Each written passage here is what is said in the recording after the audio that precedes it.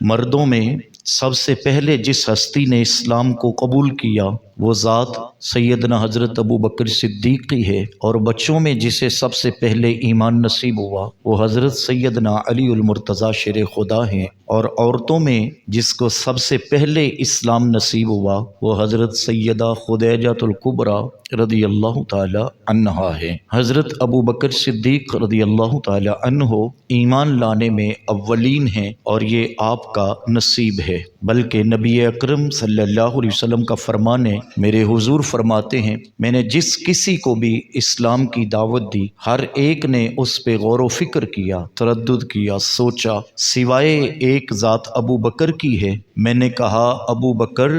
اللہ ایک ہے،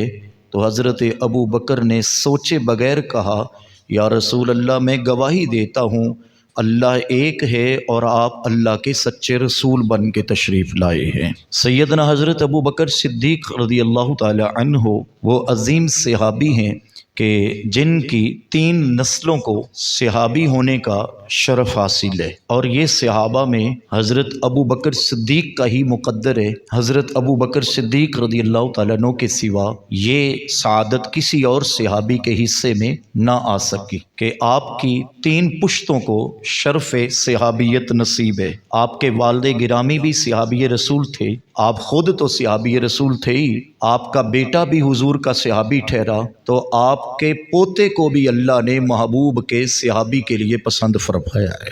حضرت سیدنا ابو بکر صدیق رضی اللہ تعالی عنہ کا نام اسم گرامی عبداللہ تھا، آپ کی کنیت ابو بکر ٹھہری، اور آپ کے القابات صدیق بھی ہیں تو عتیق بھی ہیں، لیکن صدیق کے لقب سے آپ زیادہ مشہور ہوئے۔ حضرت سیدنا ابو بکر صدیق رضی اللہ تعالی عنہ کو یہ صدیق کا لقب کسی مولانا کی طرف سے نہ ملا تھا، نہ ہی کسی دنیا دار نے دیا تھا، بلکہ سیدنا حضرت علی المرتضیٰ شیر خدا کرم اللہ وجہہ الکریم کی خدمت میں عرض کی گئی۔ جب آپ کا دور خلافت تھا تو عرض کی گئی یا امیر المومنین ہمیں حضرت سیدنا ابو بکر صدیق کے بارے میں کچھ بتائیے، تو سیدنا حضرت علی المرتضیٰ فرمانے لگے میاں میں ابو بکر کی شان کیا بیان کروں، ابو بکر تو وہ ہے جس کو حضرت جبریل نے بھی صدیق کہا ہے، محمد عربی نے بھی صدیق اکبر کہا ہے۔ بات کچھ ایسے تھی جب آپ صلی اللہ علیہ وآلہ وسلم معراج پر تشریف لے گئے، اور میرے حضور جب معراج سے واپس تشریف لائے،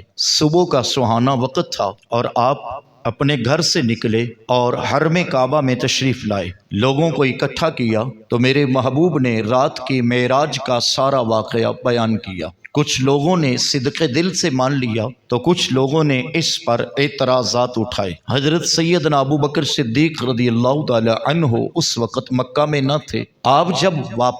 سفر سے واپس تشریف لائے تو ابو جہل جیسے لوگوں کو موقع ملا تھا، تو ابو جہل اس انتظار میں تھا کہ ابو بکر آئیں گے تو ان سے کوئی بات کریں گے۔ تو حضرت سیدنا ابو بکر صدیق رضی اللہ تعالیٰ عنہ جب واپس پلٹے تو ابو جہل حضرت ابو بکر صدیق سے کہنے لگا کہ اے ابو بکر بتاؤ،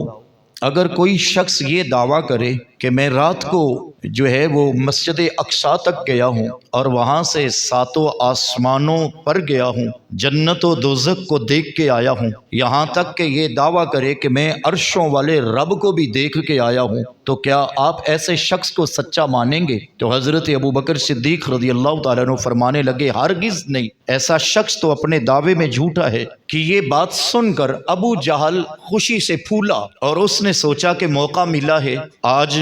اس بات کا اعلان کروں گا، تو کہنے لگا کہ اے ابو بکر تجھے پتہ ہے یہ دعویٰ اس نے کیا ہے جسے تم رب کا رسول سمجھتے ہو۔ تو حضرت ابو بکر صدیق رضی اللہ تعالیٰ عنہ نے ہاتھ پکڑ لیا، فرمایا پھر جواب بھی سنتا جا، پہلے تو نے کہا تھا کوئی شخص یہ دعویٰ کرے، ابو بکر اب بھی کہہ رہا ہے کوئی شخص یہ دعویٰ کرے تو یہ جھوٹا ہے، اور اگر ابو بکر کے رسول نے فرمایا ہے تو ابو بکر یہاں کھڑے ہو کے تصدیق کرتا ہے محمد عربی نے جو بھی فرمایا ہے وہ سچ ہی فرمایا ہے۔ بس جیسے ہی حضرت ابو بکر صدیق رضی اللہ تعالیٰ عنہ نے یہ کہا تو عرشوں سے سیدنا جبریل امین علیہ السلام حاضر ہوئے اور آ کر بارگاہ رسالت مآب میں عرض کی، یا رسول اللہ صلی اللہ علیہ وسلم، ابو بکر نے آپ کے معراج کی تصدیق کی ہے، تیرے رب نے عرشوں فرشوں پہ ابو بکر کا نام صدیق اکبر رکھ دیا ہے۔